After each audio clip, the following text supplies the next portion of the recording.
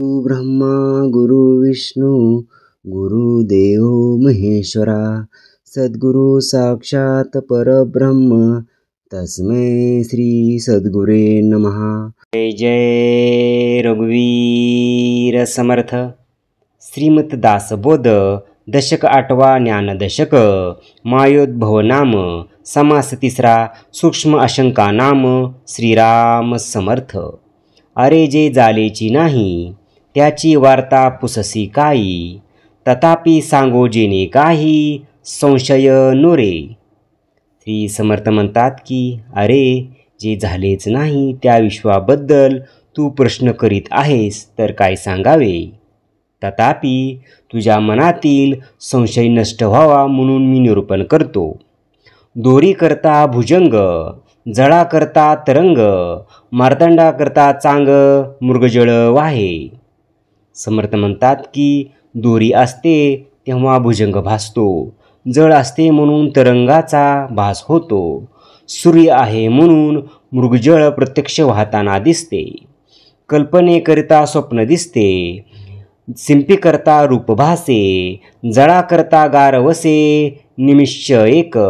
समर्थ या ठिकाणी सांगतात की मनातील कल्पनेमुळे स्वप्न दिसते, शिंपला असतो म्हणून रूपे भासते, जल असते म्हणून क्षणभर त्यात बर्फ अथवा गारा दिसून येतात, मातीकरता भिंती झाली, सिंधूकरिता लहरी झाली, तिळाकरता पुतळी दिसो लागे।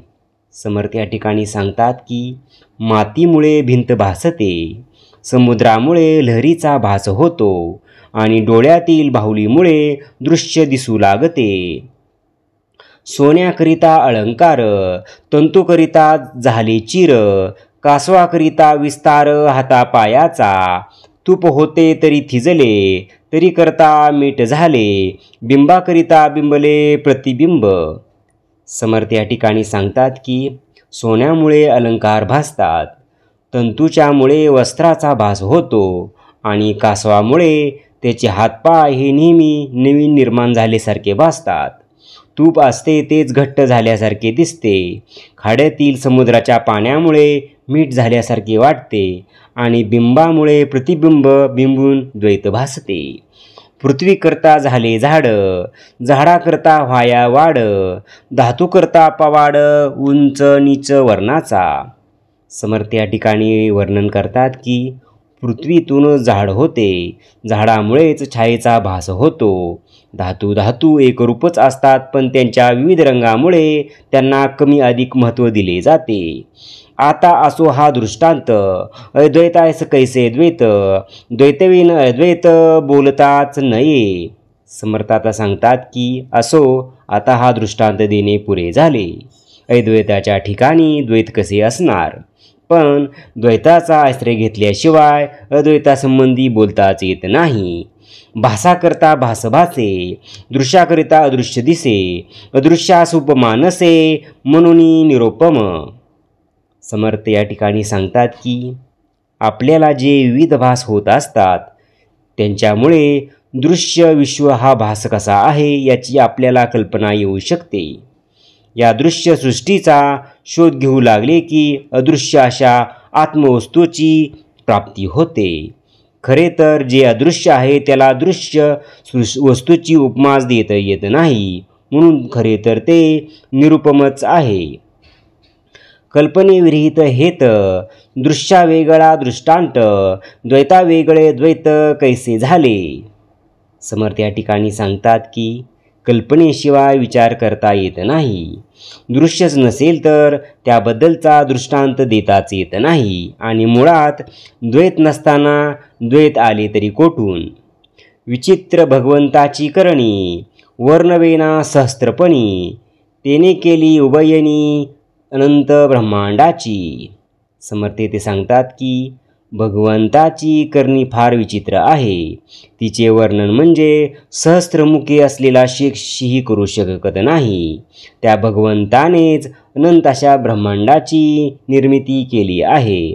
परमात्मा परमेश्वरू, सर्व करता तो ईश्वरू, तयापासून विस्तारू सकळ झाला, समर्थ या ठिकाणी सांगतात की परमात्मा परमेश्वर या सृष्टीचा करता असून ईश्वर ज्यास म्हणतात त्याच्यापासून हा अनंत ब्रह्मांडाचा विस्तार झाला आहे. ऐसी अनंत नामे धरी अनंत शक्ती निर्माण करी तोची जाणावा चतुरी मूळ पुरुष. समर्थ या ठिकाणी सांगतात की ज्याची अनंत नामे आहेत, जो अनंत शक्तींना निर्माण करतो तोच मूळ पुरुष म्हणजे मूळ माया म्हणजेच ईश्वर होय, असे चतुर्पुरुषांनी जाणून घ्यावे.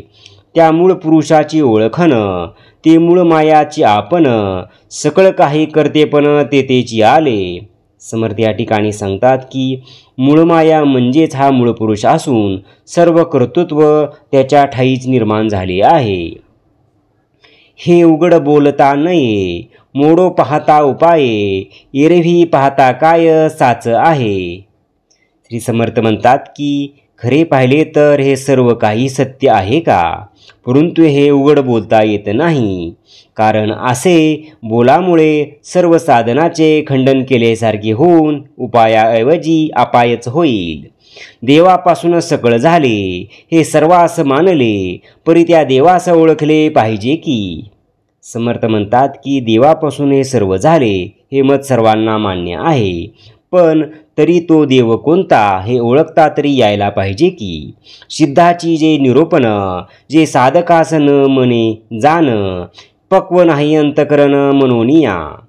समर्थ म्हणतात की सिद्धाचे स्वानुभवाने केलेले ब्रह्मनिरूपण साधकाचे अंतकरण पक्व नसल्याने त्याला मानवत नाही. अविद्या गुणे बोलिले जीव माया गुणे बोलिले शिव मूळ माया गुणे देव बोलिजितो. समर्थ म्हणतात की अविद्या उपाधियुक्त असतो त्याला जीव असे म्हणतात, मायेच्या उपाधीने युक्त असतो तो शिव म्हणून ओळखला जातो आणि मूळ प्रकृतीनं युक्त असतो त्याला परमात्मा असे म्हटले जाते. म्हणून कारण मूळ माया अनंत शक्ती धरावया तेतीचा अर्थ जाणावया अनुभवी पाहिजे. समर्थ सांगतात की म्हणून या विश्वामध्ये अनंत शक्तीची धारणा मूळ मायेमुळेच होत असते, पण यातील अर्थ फक्त अनुभवी पुरुषच जाणू शकतात. मूळ माया ते मूळ पुरुष तोची सर्वाचा ईश अनंतनामी जगदीश तयाशीच बोलीजे. समर्थ म्हणतात की मूळ माया तिलाच मूळ पुरुष म्हणतात.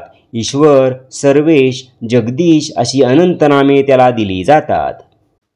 अवघी माया विस्तारली परी हे निशेष नाथिली ऐसी या वचनाची खोली विरोळा जाणे. समर्थ म्हणतात की याप्रमाणे हा सर्व मायेचाच विस्तार आहे, पण ही पूर्णपणे मिथ्याच आहे. हे जे विधान केले आहे यातील सखोल अर्थ एखादा जाणतो. ऐसे अनुर्वाच्य बोलीजे परी हे स्वानुभवे जाणीजे संत संगे विन मुजे काही केल्या. समर्थ म्हणतात की हे शब्दात न सांगता येण्यासारखे आहे, पण स्वानुभवाने जाणता येते. पण संत समागमाशिवाय हे काही केल्या उमजत नाही. माया तेची मूळ पुरुष साधका नये मने विशेष परी अनंतनामी जगदीश कोणास म्हणावे. समर्थ म्हणतात की मूळ माया तोच मूळ पुरुष आहे असे सांगितले ते साधकाला पूर्णपणे मान्य होत नाही. त्याला असे वाटते की मग अनंत नामे असलेला जगदीश कोणाला म्हणायचे. नामरूप मायेला गेले तरी हे बोलणे नीटच झाले, येथे श्रोती अनुमानले कासयासी. समर्थ म्हणतात की परब्रह्म हे नामरूपातीत असते. नामरूपे ही सर्व मायेमुळेच उत्पन्न झाली आहेत, म्हणून अनंतनामी असलेला जगदीश म्हणजेच माया असे म्हणणे योग्यच झाले. येथे श्रोत्यांनी शंका घेण्यास खरे वावच नाही. आता सो हे सकळ बोली मागील आशंका राहिली निरारेवी कैसी झाली मूळ माया. समर्थ म्हणतात की आता असू द्या, आता हे सर्व बोलणं राहू द्या. मागील शंका निराकारी मूळ कशी झाली ही तशीच राहिली आहे. दृष्टिबंधन मिथ्या सकळ परी कैसा झाला खेळ हेची आता अवघे निवळ करून दाऊ. समर्थ सांगतात की त्या शंकेचे आता निरसन करतात की नजरबंदीचा खेळ करतात. ज्यावेळी त्या वस्तू निर्माण करतात त्या सर्व मिथ्याच असतात, तसेच दृश्य जग म्हणजेच नजरबंदीचा खेळ असून तो कसा खेळला जातो ही आता स्पष्ट करून दाखवूयात. आकाश आता निश्चळ, मध्ये वायू झाला चंचळ, तैसी जाणावी केवळ मूळमाया. समर्थ म्हणतात की आकाश निश्चळ असताना तेथे एकाएकी चंचल वायू उत्पन्न होतो. तशी निश्चल परब्रह्माच्या ठिकाणी अकस्मात अशी मूळमाया उत्पन्न झाली आहे असे जाणावे. रूपवायूचे झाले, तेने आकाश भंगले, ऐसे सत्य मानले नव्हेचे की कदा. तैसी मूळमाया झाली आणि निर्गुणता संचली, येणे दृष्टांत तुटली मागील आशंका. समर्थ म्हणतात की वायू निर्माण झाला म्हणून आकाश भंगले गेले हे कधी सत्य मानता नाही. त्याप्रमाणेच मूळमाया झाली तरी निर्गुणता तशीच राहिली हे कसे झाले वरील दृष्टांतावरून कळते. त्यामुळे मागील आशंका फिटली आहे. वायू नव्हता पुरातन, तैसी मूळ माया जाण, साच म्हणता पुन्हा लीन होत आहे. वायुरूप कैसा आहे, तैसी मूळ माया पाहे, भासे तरी न लाहे रूप तयेचे. समर्थ म्हणतात की ज्याप्रमाणे वायूपूर्वी आकाशात नव्हता त्याचप्रमाणे मूळ माया आहे असे जाणावे. तिलाही सत्य म्हणता येत नाही, कारण ती पुन्हा परब्रह्मात लीन होते. वायूचे रूप जसे आहे तशीच मूळ माया आहे.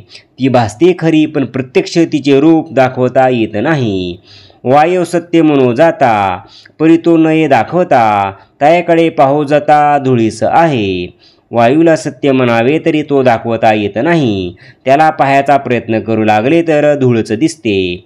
तैशी मूळ माया भासे, भासी तरी न दिसे, पुढे विस्तारली असे माया विद्या. जैसे वायूचे नियोगे, दृश्य उडे गगनमार्गे, मूळ मायाच्या संयोगे तैसे जग. समर्थ म्हणतात की त्याचप्रमाणे मूळ माया भासते, जाणवते पण दिसत नाही आणि तिच्यातूनच पुढे अविद्या माया विस्तार पावते. वायूच्या योगे ज्याप्रमाणे ढग वगैरे आकाशमार्गाने उडू लागतात असे दिसून येते, तसेच मूळ मायेच्या योगाने ही दृश्यसृष्टी दिसू लागते. गगनी आबाळ नथिले, अकस्मात उद्भवले, मायेचे निगुण आले तैसे जग. पूर्वी आकाशात आबाळ नव्हते, नंतर अकस्मात उद्भवले. तसेच मायेच्यामुळे निश्चल परब्रह्माच्या ठिकाणी जग भासू लागले. नथिलेचे लागले, गगन नव्हते, अकस्मात आले तेथे, तैसे दृश्य आले तेथे तैसेचे परी. परी त्या आबाळ करिता, गगनाची गेली निश्चळता, वाटे परी ते तत्वता तैसेची आहे. समर्थ या ठिकाणी सांगतात की गगनात पूर्वी आबाळ नव्हते आणि नंतरही राहणार नाही, म्हणजे तेही नसल्याने मिथ्या होय. पण परब्रह्माच्या ठिकाणी हे दृश्य जग दिसते असे जाणावे. त्या ढगाच्या येण्या जाण्यामुळेच आकाशाची निश्चलता गेली असे वाटते, परंतु तत्वता ती तशीच असते. तैसे माये करता निर्गुण, वाटे झाले सगुण, परी ते पाहता संपूर्ण जैसे तैसे. आभाळ आले आणि गेले, परी गगन ते संचले, तैसे गुणा नाही आले निर्गुण ब्रह्म. समर्थ या ठिकाणी सांगतात की त्या मायेच्या योग निर्गुण संगुण झाले असे वाटते, पण वास्तविक संपूर्ण जशीच्या तसेच असते. ढग आले आणि गेले तरी आकाश जसे पूर्वी होते तसेच असते. तसेच निर्गुण ब्रह्म कधी सगुण होत नाही, जे तशीच्या तसे संपूर्ण असते. नभ माता लागले दिसे, परी ते जैसे तैसे असे, तैसे जाणावे विश्वासे निर्गुण ब्रह्म. समर्थ म्हणतात की दुरून पाहिले की आकाश अगदी डोंगर माथ्याला भिडले आहे असे दिसते, पण वास्तविकता ते जशीच्या तशी असते. त्याचप्रमाणे निर्गुण ब्रह्म जशीच्या तशी असते हे जाणून घ्यावे. ऊर्ध्व पाहता आकाश, निळमा दिसे सावकाश, परी तो जाणीच्या मिथ्याभास भासलासे. वर आकाशाकडे पाहिले की आकाश निळे आहे असे दिसते, परंतु वास्तविक मिथ्याभास भासत असतो. आकाश पालते घातले, चहूकडे आटोपले, वाटे विश्वास कोंडले, परी ते मोकळीचे असे. आपण आकाशाकडे पाहिले की असे वाटते की त्याने चारी बाजूनी जगाला जणू आवळून धरले आहे. विश्वाला कोंडले असून त्यावर पालते घातलेल्या आच्छादनासारखे ते भासते, पण वास्तविक तो भासच असतो. ते जसेच्या तसे मोकळेच असते. पर्वती रंग निळा दिसे, परी तो तयाला लागला नसे, अलिप्त जाणावा तैसे निर्गुण ब्रह्म. दुरून पर्वताकडे पाहिले की निळ्या रंगाचे दिसतात, पण जवळ गेले की ते दिसत नाहीस. निळा रंग त्यांना लागलेलाच नसतो. तसाच प्रकार निर्गुण ब्रह्म मायेपासून अलिप्त असतो हे जाणून घ्यावे. रथ धावता पृथ्वी चंचळ, वाटेपरी ते असे निश्चळ, तैसे परब्रह्म केवळ निर्गुण जाणावे. रथ धावत असताना त्यात बसणाऱ्या माणसाला पृथ्वी धावते असे वाटते, ती चंचल आहे असे वाटते, परंतु निश्चलच आहे. तसेच निर्गुण परब्रह्म हे निश्चल आहे हे जाणून घ्यावे. आबाळ करता मयंक, वाट धावतो निशंक, परी ते अवघे माईक आबाळ डचळे. समर्थ या ठिकाणी सांगतात की आकाशात चंद्र उगवलेला असताना ढग आले तर त्या ढगाच्यामुळे निशंकपणे असे वाटतो की चंद्र धावतो आहे, पण हे दृश्य माईक असते, म्हणजे केवळ भास असतो. झळे अथवा अग्निज्वाळ, तेने कपिंत दिसे अंतराळ, वाटेपरी ते निश्चळ जैसे तैसे. समर्थ या ठिकाणी सांगतात की अग्नीच्या झळीने अथवा अग्नीच्या ज्वाळीमुळे अग्नीच्या वरील वातावरण कंपित झाल्यासारखे दिसते, पण वास्तविकता ते जसेच्या तसे निश्चलच असते. तैसे स्वरूप हे संचले, असता वाटे गुणा आले, ऐसे कल्पनेसी गमले, परी ते मिथ्या. समर्थ म्हणतात की तसेच ब्रह्मस्वरूप हे सर्व कोंदाटले असताना, निश्चळ असताना ते सगुण झाले असे कल्पनेला वाटते, पण ते वाटणे मिथ्या होय. दृष्टीबंधनाचा खेळ, तैसी माया हे चंचळ, वस्तू शाश्वत केवळ जैसी तैसी. नजरबंदीच्या खेळाप्रमाणे माया ही चंचळ आहे. नजरबंदीच्या खेळात जसे क्षणोक्षणी बदल होताना दिसतात, पण तो भास असतो. म्हणजे तशी वस्तू म्हणजे परब्रह्म शाश्वत आणि निश्चळ असून जसेच्या तसे असते, त्यात कधीही बदल किंवा परिवर्तन होत नाही. ऐसी वस्तू निरारेव, माया दाखवी अवयव, ऐसाईचा स्वभाव नाथलीच हे. तसेच परब्रह्म निरअवयव असून मायेमुळे सावयव भासते. जे नाही ते दाखवणे हा मायेचा स्वभावच आहे, म्हणून ती मिथ्या आहे. माया पाहता मुळी नसे, परी साचा ऐसे भासे, उद्भ्या आणि निरसे आबाळ जैसे. वास्तविक मायेला अस्तित्वच नाही, तरी ती खऱ्यासारखी भासते. आकाशात ढग येतात जातात, त्याप्रमाणे ती उत्पन्न होते व नाश पावते. ऐसी माया उद्भवली, वस्तू निर्गुण संचली, अहम ऐशी स्फूर्ती झाली त्याची माया. याप्रमाणे माया उत्पन्न झाली. परब्रह्म वस्तू जशीच्या तशी निर्गुणच संचलेली असते. गुण मायेचे पवाडे, निर्गुण हे काहीच न घडे, परी हे घडे आणि मोडे स्वस्वरूपी. हे सर्व दृश्य मायेचे लागव असते. निर्गुणाच्या ठिकाणी काहीच घडत नाही, पण ब्रह्माच्या स्वस्वरूपाच्या आधारावर ही उद्भवन आणि लयरूपी घडामोड होत असते.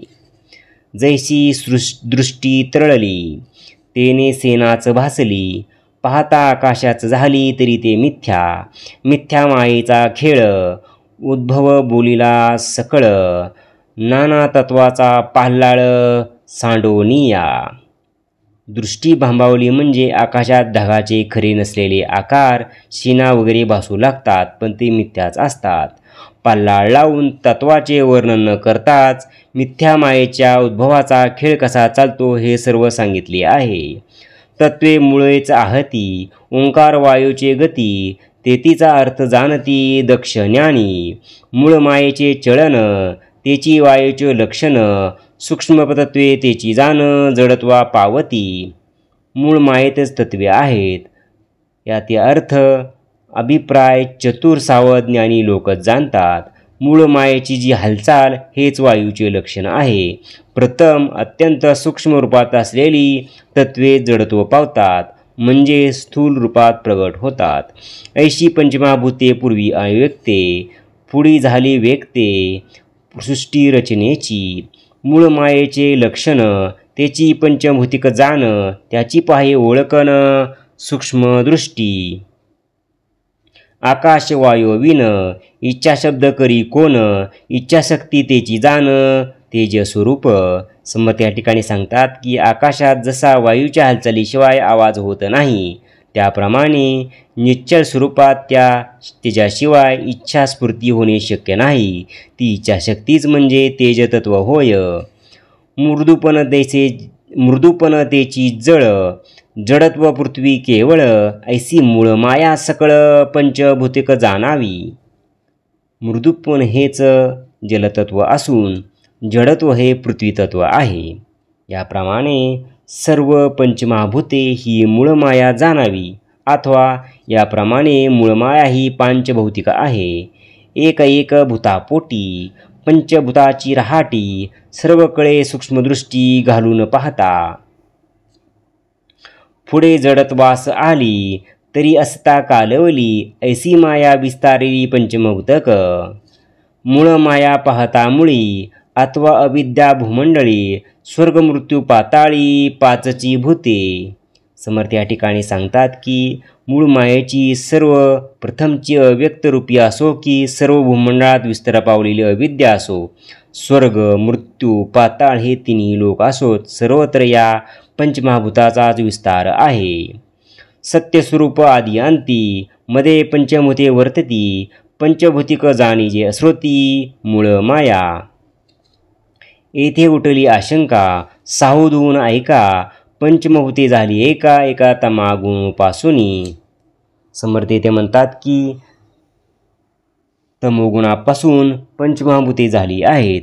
मूळ माया गुणापरती, तेजे भूते कैसी होती, ऐसी आशंका घेतली श्रोती घेतली असे.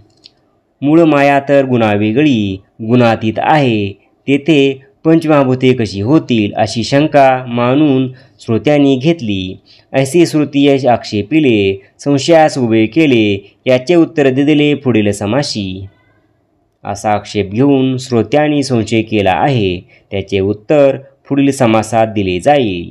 इति श्रीदासबोधे गुरु शिष्य संवादे सूक्ष्म आशंका नाम समास तिसरा. जय जय रघुवीर समर्थ. ओम श्री गुरुदत्तात्रेय श्रीपाद श्री वल्लभाय नमः. ओम श्री गुरुदत्तात्रेय श्रीपाद श्री वल्लभाय नमः. ओम श्री गुरुदत्तात्रेय श्रीपाद श्री वल्लभाय नमः. ओम श्री गुरुदत्तात्रेय श्रीपाद श्री वल्लभाय नमः. ओम श्री गुरुदत्तात्रेय श्रीपाद श्री वल्लभाय नमः. ओम श्री गुरुदत्तात्रेय श्रीपाद श्री वल्लभाय नमः. ओम श्री गुरुदत्तात्रेय श्रीपाद श्री वल्लभाय नमः. ओम श्री गुरुदत्तात्रेय श्रीपाद श्री वल्लभाय नमः. ओम श्री गुरुदत्तात्रेय श्रीपाद श्री वल्लभाय नमः. ओम श्री गुरुदत्तात्रेय श्रीपाद श्री वल्लभाय नमः. ओम श्री गुरुदत्तात्रेय श्रीपाद श्री वल्लभाय नमः. ओम श्री गुरुदत्तात्रेय श्रीपाद श्री वल्लभाय नमः. ओम श्री गुरुदत्तात्रेय श्रीपाद श्री वल्लभाय नमः. ओम श्री गुरुदत्तात्रेय श्रीपाद श्री वल्लभाय नमः. ओम श्री गुरुदत्तात्रेय श्रीपाद श्री वल्लभाय नमः. ओम श्री गुरुदत्तात्रेय श्रीपाद श्री वल्लभाय नमः. जय सद्गुरु. ओम श्री गुरुदत्तात्रेय श्रीपाद श्री वल्लभाय नमः. ओम श्री गुरुदत्तात्रेय श्रीपाद श्री वल्लभाय नमः. ओम श्री गुरुदत्तात्रेय श्रीपाद श्री वल्लभाय नमः. ओम श्री गुरुदत्तात्रेय श्रीपाद श्रीवल्लभाय नमः. ओम श्री गुरुदत्तात्रेय श्रीपाद श्रीवल्लभाय नमः. ओम श्री गुरुदत्तात्रेय श्रीपाद श्रीवल्लभाय नमः. ओम श्री गुरुदत्तात्रेय श्रीपाद श्रीवल्लभाय नमः. ओम श्री गुरुदत्तात्रेय श्रीपाद श्रीवल्लभाय नमः. ओम श्री गुरुदत्तात्रेय श्रीपाद श्रीवल्लभाय नमः. ओम श्री गुरुदत्तात्रेय श्रीपाद श्रीवल्लभाय नमः. ओम श्री गुरुदत्तात्रेय श्रीपाद श्रीवल्लभाय नमः.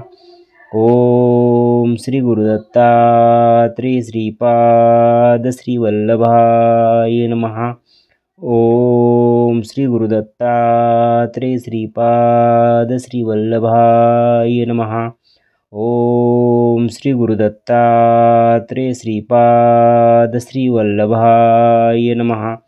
ओम श्री गुरुदत्तात्रेय श्रीपाद श्रीवल्लभाय नमः. ओम श्री गुरुदत्तात्रेय श्रीपाद श्रीवल्लभाय नमः. जय सद्गुरु. ओम श्री गुरुदत्तात्रेय श्रीपाद श्रीवल्लभाय नमः. ओम श्री गुरुदत्तात्रेय श्रीपाद श्रीवल्लभाय नमः. ओम श्री गुरुदत्तात्रेय श्रीपाद श्रीवल्लभाय नमः. ओम श्री गुरुदत्तात्रेय श्रीपाद श्रीवल्लभाय नमः. ओम श्री गुरुदत्तात्रेय श्रीपाद श्रीवल्लभाय नमः. ओम श्री गुरुदत्तात्रेय श्रीपाद श्रीवल्लभाय नमः. ओम श्री गुरुदत्तात्रेय श्रीपाद श्रीवल्लभाय नमः. ओम श्री गुरुदत्तात्रेय श्रीपाद श्रीवल्लभाय नमः. ओम श्री गुरुदत्तात्रेय श्रीपाद श्रीवल्लभाय नमः. ओम श्री गुरुदत्तात्रेय श्रीपाद श्रीवल्लभाय नमः. ओम श्री गुरुदत्तात्रेय श्रीपाद श्रीवल्लभाय नमः. ओम श्री गुरुदत्तात्रेय श्रीपाद श्रीवल्लभाय नमः. ओम श्री गुरुदत्तात्रेय श्रीपाद श्रीवल्लभाय नमः. ओम श्री गुरुदत्तात्रेय श्रीपाद श्रीवल्लभाय नमः. ओम श्री गुरुदत्तात्रेय श्रीपाद श्रीवल्लभाय नमः. ओम श्री गुरुदत्तात्रेय श्रीपाद श्रीवल्लभाय नमः. जय सद्गुरु. ओम श्री गुरुदत्तात्रेय श्रीपाद श्रीवल्लभाय नमः. ओम श्री गुरुदत्तात्रेय श्रीपाद श्रीवल्लभाय नमः. ओम श्री गुरुदत्तात्रेय श्रीपाद श्रीवल्लभाय नमः. ओम श्री गुरुदत्तात्रेय श्रीपाद श्रीवल्लभाय नमः. ओम श्री गुरुदत्तात्रेय श्रीपाद श्रीवल्लभाय नमः.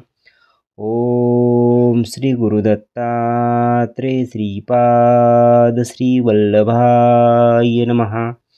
ओम श्री गुरुदत्तात्रेय श्रीपाद श्रीवल्लभाय नमः. ओम श्री गुरुदत्तात्रेय श्रीपाद श्रीवल्लभाय नमः. ओम ओम श्री गुरुदत्तात्रेय श्रीपाद श्री वल्लभाय नमः. ओम श्री गुरुदत्तात्रेय श्रीपाद श्री वल्लभाय नमः. ओम श्री गुरुदत्तात्रेय श्रीपाद श्री वल्लभाय नमः. ओम श्री गुरुदत्तात्रेय श्रीपाद श्री वल्लभाय नमः. ओम श्री गुरुदत्तात्रेय श्रीपाद श्री वल्लभाय नमः. ओम श्री गुरुदत्तात्रेय श्रीपाद श्री वल्लभाय नमः.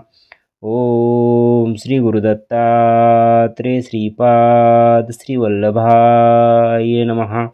ओम श्री गुरुदत्तात्रेय श्रीपाद श्री वल्लभाय नमः. जय सद्गुरु.